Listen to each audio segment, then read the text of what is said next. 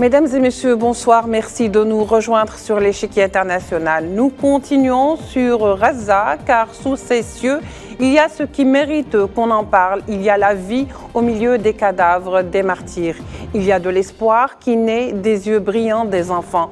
Il faut sauver Gaza des crocs du monstre sioniste. Il faut sauver cette population affamée et assoiffée avec la complicité de tous. Au XXIe siècle, il n'est plus permis que des guerres barbares à l'image de ce qui se passe aujourd'hui à Gaza aient lieu. Il n'est plus permis qu'une entité affame un pays et une population au nom du droit à se défendre. Ce qui se passe à Gaza est dramatique et chaque inaction est une complicité avec le criminel.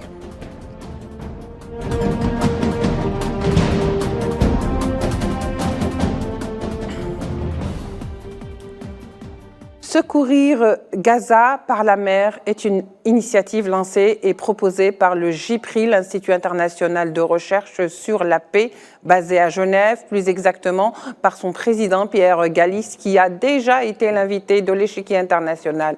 Ce soir, nous allons en savoir plus et davantage pour revenir sur cette initiative avec notre invité Gilles-Manuel Jacquet, analyste politique et vice-président justement du JIPRI. Monsieur Manuel Jacquet, bonsoir. Merci d'avoir accepté notre invitation.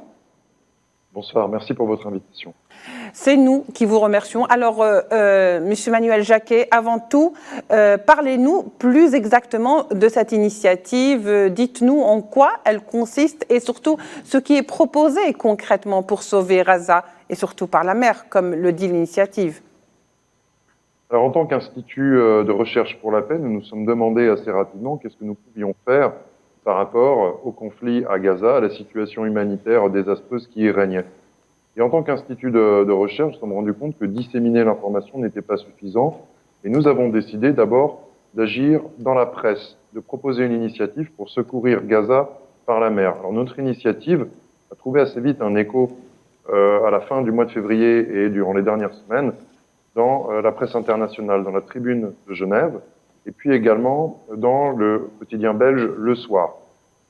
Ensuite, voyant effectivement que le temps passait et que la situation à Gaza se détériorait, que nous avions une situation pas seulement de famine avec un retour de la maladie, mais peut-être que nous avons aujourd'hui un des nouveaux génocides de notre époque, des nouveaux génocides du XXIe siècle, nous avons décidé également de faire finalement ce qu'on pourrait appeler du lobbying ou de la pression auprès des décideurs. Donc dans les premières semaines, nous avons aussi notre proposition qui est arrivée assez vite sur le bureau du Premier ministre belge, et nous avons eu aussi le soulagement de voir que l'ensemble du département d'État américain, Josh Paul, avait repris également notre initiative et il la soutient. Il a rejoint notre équipe, il l'a soutenu lors de son entretien sur CNN avec la journaliste Christiane Amanpour. Nous continuons actuellement de contacter des gouvernements, les missions diplomatiques à Genève, pour leur demander ce que leurs gouvernements comptent faire pour mettre fin à la situation de génocide qui règne à Gaza. Puisque lorsqu'un État a connaissance d'un crime de génocide, par le droit international, il a obligation de tout mettre en œuvre, que ce soit les pressions diplomatiques ou la force, pour mettre fin à ce crime. Donc, nous proposons tout simplement un cessez-le-feu immédiat, et à ce que des États, l'ONU idéalement, ou des États en cas de blocage continu au Conseil de sécurité, que des États se chargent d'acheminer par la mer une assistance humanitaire, des médicaments, de la nourriture, qu'il y ait également la présence de navires hôpitaux et l'implication d'agences de programmes de l'ONU comme l'UNRWA évidemment, mais aussi le CICR et toutes les organisations humanitaires qui ont l'expérience et la connaissance pour mener ce genre de projet. Très bien. Alors, Manuel Jacquet, effectivement, c'est une initiative qui est assez louable à partir du moment où elle rompt un petit peu avec ce silence complice sur ce qui se passe aujourd'hui à Gaza. Effectivement, secourir Gaza par la mer. Quelques mois après ou quelques semaines après, on a entendu d'une initiative américaine, on a entendu parler bien entendu de l'initiative américaine dont Biden avait proposé effectivement d'installer un pont maritime. Alors, Est-ce que c'est une inspiration? Est-ce que c'est une sorte de copiage? Et puis surtout, dans quelle mesure cela peut se faire? Pourquoi de plus en plus on parle de voies par mer au lieu de parler par exemple de voies terrestres, ce qui serait plus simple? Alors, l'accès par la voie terrestre est très compliqué puisque Israël impose depuis très longtemps un blocus à Gaza. Et pour ce qui est des points de passage côté égyptien, ils sont bloqués et l'aide ne passe qu'au compte-gouttes. Les Égyptiens, on l'a vu, sont très réticents et Israël, évidemment, fait la pression maximale pour que ces points-là restent fermés en arguant d'infiltration ou de trafic d'armes et ce genre de choses. La voie des airs, on l'a vu aussi, c'était une autre possibilité. Malheureusement, ces largages sont imprécis et il y a eu des morts. Et ça n'est tout simplement pas suffisant. Qui peut s'occuper de la distribution? Qui peut s'occuper aussi d'amener de l'aide médicale et de soigner des gens sur place? Donc là, il y a aussi un gros manque. L'autre voie d'accès à laquelle nous n'avons pas été apparemment les seuls à penser, c'est la mer. Oui. Alors, cette proposition américaine, pour être clair, nous n'avons pas inspiré Joe Biden. Par contre, nous n'avons pas l'oreille de Joe Biden, clairement, et nous ne soutenons pas sa politique. L'initiative que M. Biden mène semble, à premier abord, louable. Amener des secours aux Gazaouis est effectivement une nécessité. Mais amener des secours à une population qui continue d'être massacrée, quel est le sens, si ce n'est celui d'une mort à petit feu, d'une mort lente? Oui. D'autant plus que les Américains, en faisant cela, n'ont pas imposé de cessez-le-feu immédiat. Il n'y en a pas. Oui. Et ils sont bien en peine de le faire avec Israël, connaissant la nature de leurs relations. L'autre chose qui interroge sur cette initiative, c'est que si les Américains arrivent effectivement à construire un pont, un quai, ou à physiquement être présents et amener cette aide humanitaire, ils vont d'une certaine manière, je pourrais dire, kidnapper ce processus d'aide humanitaire, puisqu'il faudra pour des ONG ou pour des États passer par les États-Unis, et on se doute bien qu'il va y avoir des conditions politiques et qu'Israël aura sûrement un mot à dire là-dessus. Donc, ce que font les Américains, c'est une forme de kidnapping, pas d'obstruction, mais en fait de canalisation de toute initiative pour s'assurer que ça ne soit pas contraire à leurs intérêts et à ceux d'Israël. Donc on peut beaucoup s'interroger sur le bien fondé d'une telle initiative. Par contre, ce que nous doutons par rapport à M. Biden, c'est qu'il est sous une pression aux États-Unis, de l'électorat, notamment d'un électorat musulman qui est important aux États-Unis, qui est très sensible à la cause palestinienne.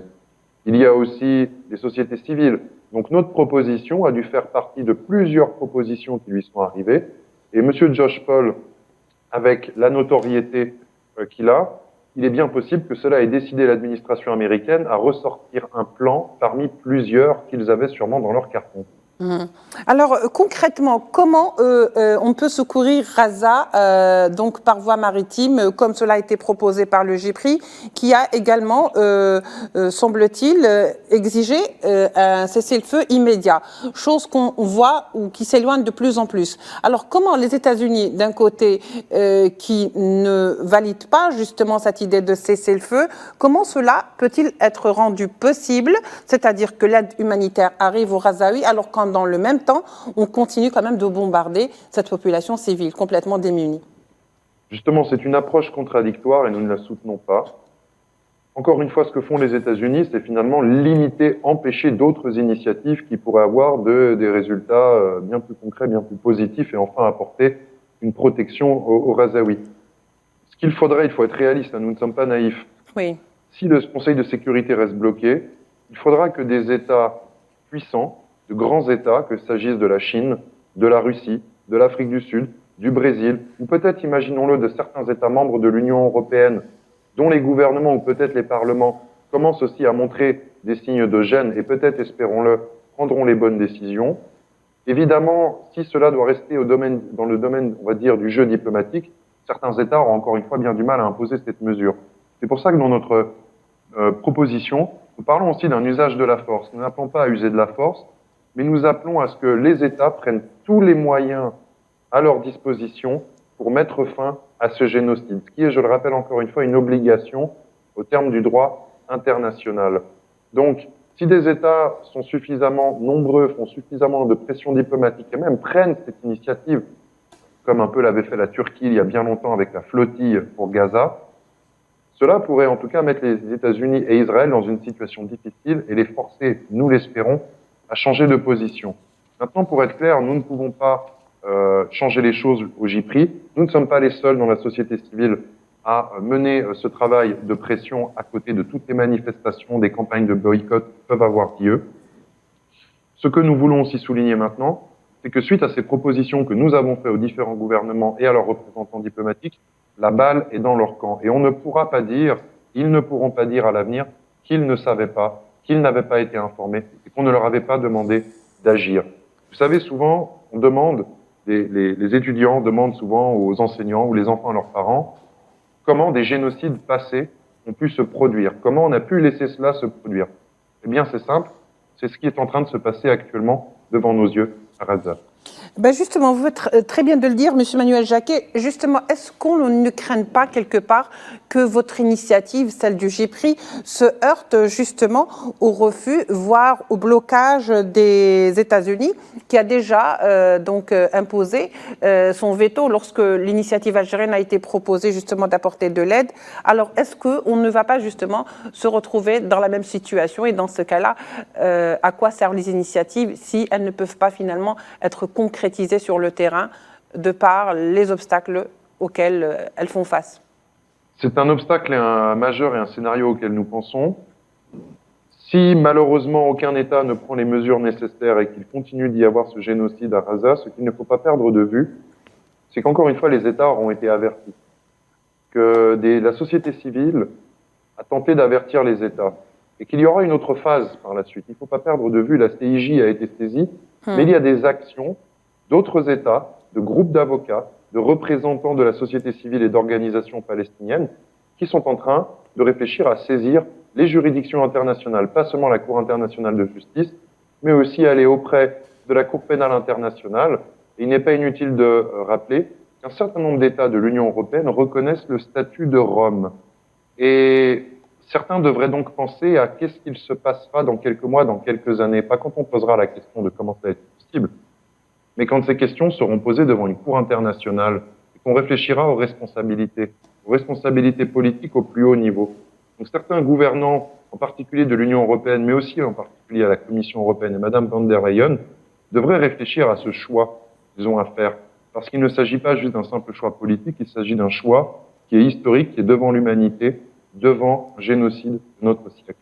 Oui, alors justement, on va revenir un petit peu sur cette affaire de pont maritime qui a été proposé par les États-Unis et qui est venue, l'idée est venue, il faut le dire, juste après l'initiative qui a été lancée par le GIPRI. Je ne sais pas si c'est un hasard, on se pose quand même la question.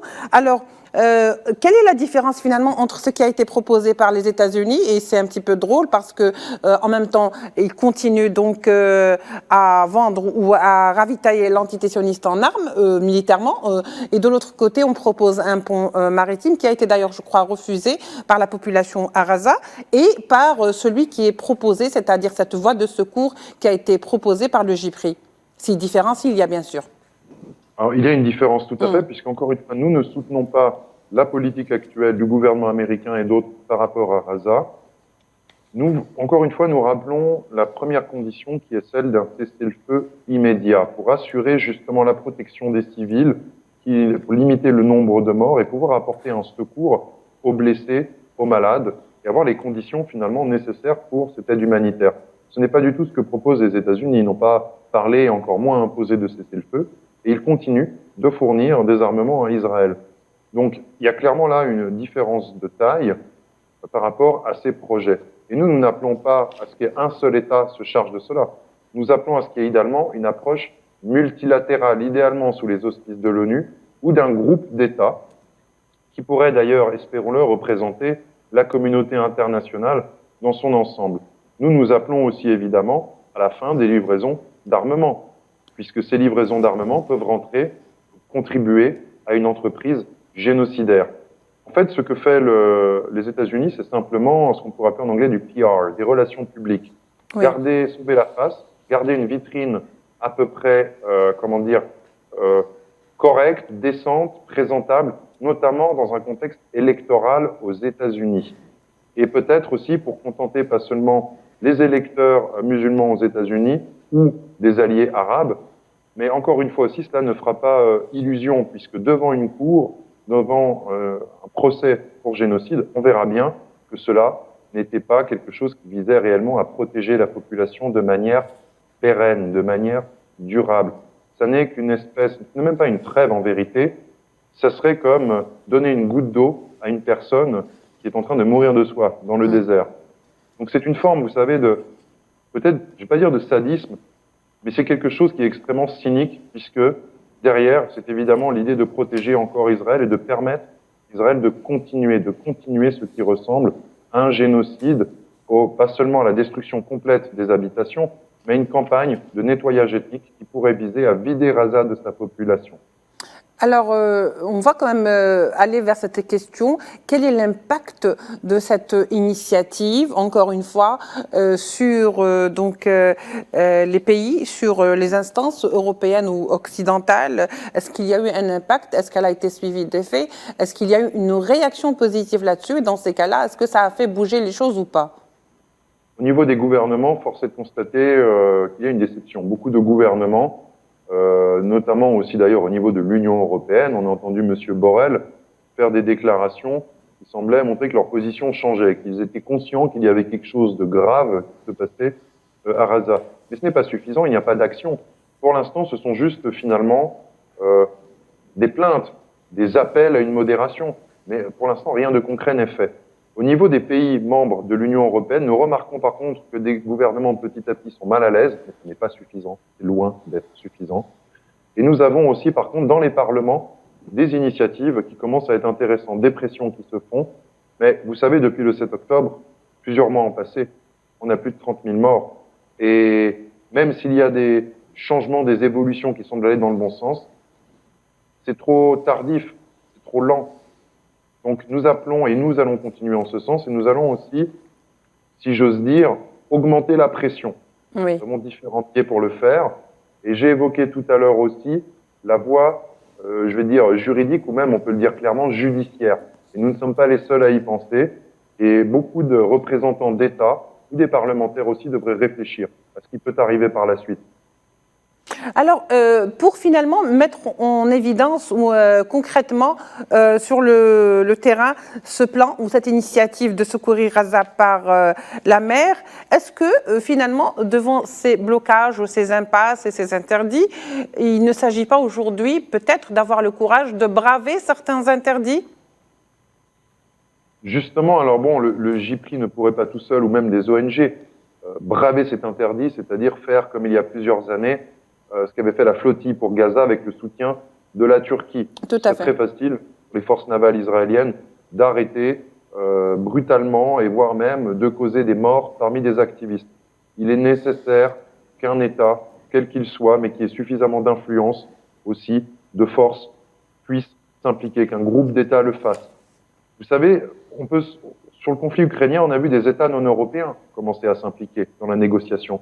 Pourquoi n'en serait-il pas de même sur cette question de Gaza, puisque cette fameuse communauté internationale dont on parle peu et qui en vérité ne se limite qu'aux pays occidentaux et à leurs intérêts, eh bien il va falloir peut-être aller chercher d'autres puissances et que ces puissances réfléchissent, puisque ce génocide va aussi marquer les relations internationales et le visage du monde de demain.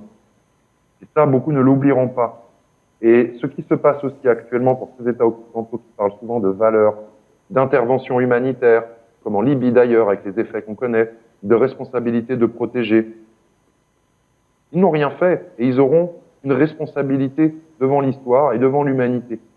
Donc nous appelons ces États à un réveil, à un sursaut, avant qu'il ne soit trop tard.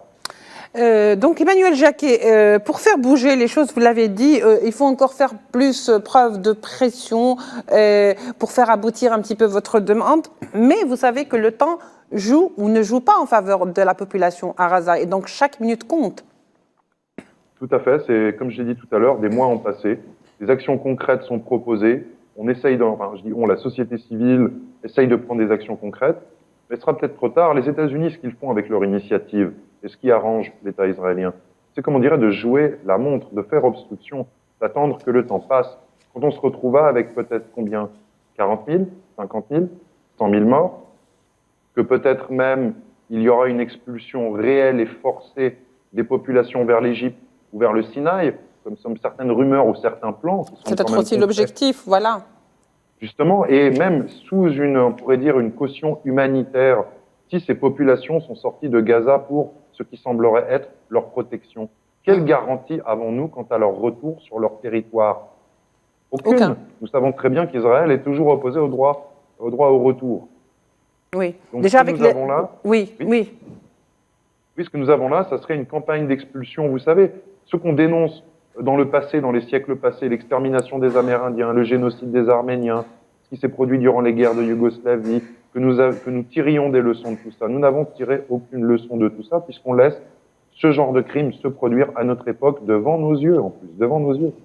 Oui. Alors, Manuel Jacquet, je vous laisse quand même, il nous reste 4 minutes, et vu que cette initiative semble effectivement très intéressante, mais qui se heurte, comme peut-être celles qui ont précédé, et Dieu sait qu'elles ne sont pas nombreuses, ces initiatives pour Gaza, mais en tous les cas, des propositions au sein du Conseil de sécurité, par exemple, des Nations Unies. Qu'est-ce qui dit aujourd'hui que finalement cela va passer? C'est-à-dire que finalement, on est en train de faire des propositions, mais qu'on ne voit rien venir, rien aboutir. Alors, qu'est-ce qui fera réellement aujourd'hui bouger les choses? Est-ce qu'il faut attendre que tous les Palestiniens ou la population de Gaza soit complètement décimée? Vu que ça se heurte. Oui, c'est la question qu'on peut se poser, c'est la question qu'on peut poser à certains membres du Conseil de sécurité, pas tous, mais en particulier, bon, peut-être la Grande-Bretagne, mais surtout les États-Unis, puisque tout déblocage de la situation actuellement, ça ne peut venir que des États-Unis. Avec cette position qu'ils prennent, avec le risque aussi de décrédibiliser l'ONU, le droit international, de casser l'ONU, de casser un système multilatéral. Voilà le risque.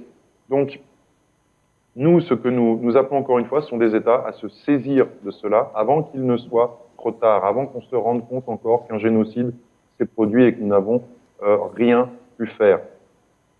Oui, justement, rien pu faire. Alors, juste la dernière question. Aujourd'hui, les États-Unis sont en train de jouer un double jeu. Alors, d'un côté, ils parrainent effectivement cette guerre mordicus. Ils refusent donc tout cessez-le-feu immédiat et surtout prolongé, puisque Blinken est en tournée et qu'il parle dans qu'il aurait des propositions, à savoir un cessez-le-feu de 6 mois en contrepartie libération des otages, mais libération entière. Qu'est-ce qui garantit qu'après cela, ce n'est pas tout Gaza qui sera détruit? Justement, il n'y a pas de plan clair, de vision de long terme qui est annoncé, et il ne faut pas être naïf. Le gouvernement américain, de toute manière, continuera à protéger Israël, même en faisant pression sur Israël face à l'ampleur de ce désastre et de ce génocide. Il n'empêche que les intérêts israéliens ne seront pas attaqués par les États-Unis. Donc on peut se douter que ce plan sur le long terme ne va peut-être amener à rien de concret, que le génocide pourra reprendre. Donc on aura une situation encore de blocus à Gaza avec des gens qui vont être dans une situation effroyable. Certains espèrent que les élections changeront. Les élections aux États-Unis vont peut-être adoucir la position du gouvernement actuel, mais pour aller où? On voit bien que cela n'empêche pas les gens de mourir à Gaza.